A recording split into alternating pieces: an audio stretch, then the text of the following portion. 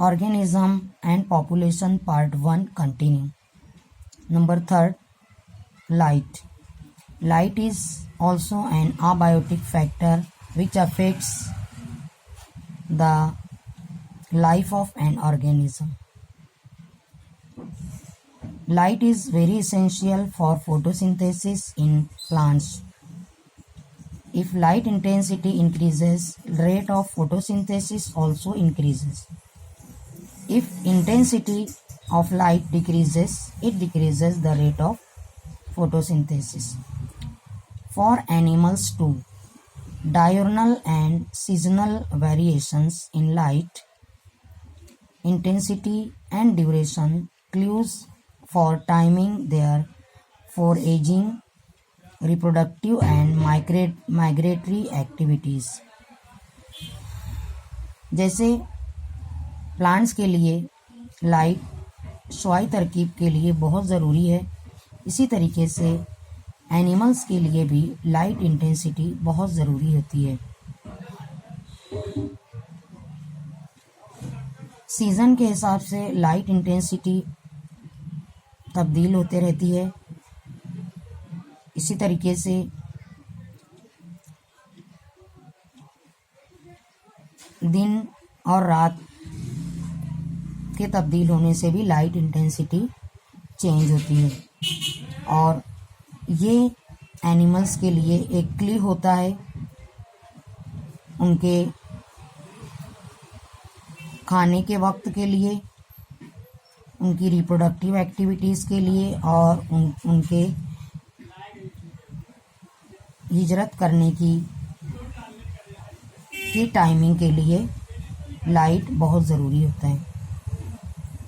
Number 4, soil. Soil is also an abiotic factor which affects the life of the plants. Nature and properties of soil are dependent on the climate.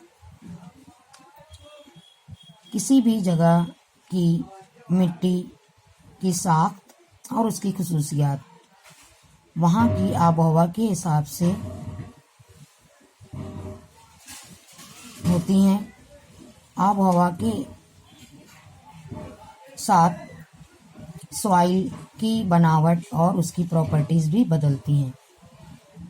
Various characteristics of soil such as soil composition, grain size determine the percolation and water holding capacity of soil.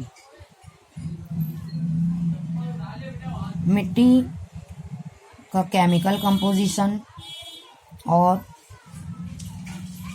मिट्टी के ज़रात की size ये determine करती है कि उसमें कितना पानी परकोलेट करने की, यानी उस मिट्टी से पानी ज़मीन के अंदर पास होने की सलाहियत और उसके अंदर पानी पकड़ने की सलाहियत कितनी हो सकती है।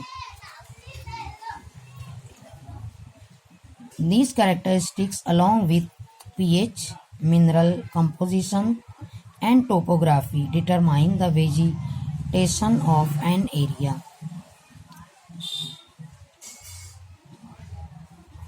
मिट्टी का केमिकल कंपोजिशन और मिट्टी की बनावट, उसके साथ उसमें मौजूद मिनरल्स, उसका पीएच और उसकी खुसूसियात यानी टोपोग्राफी, उस एरिए की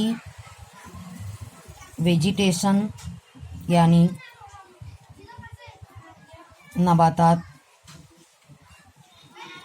की टाइप को डिटरमाइन करता है।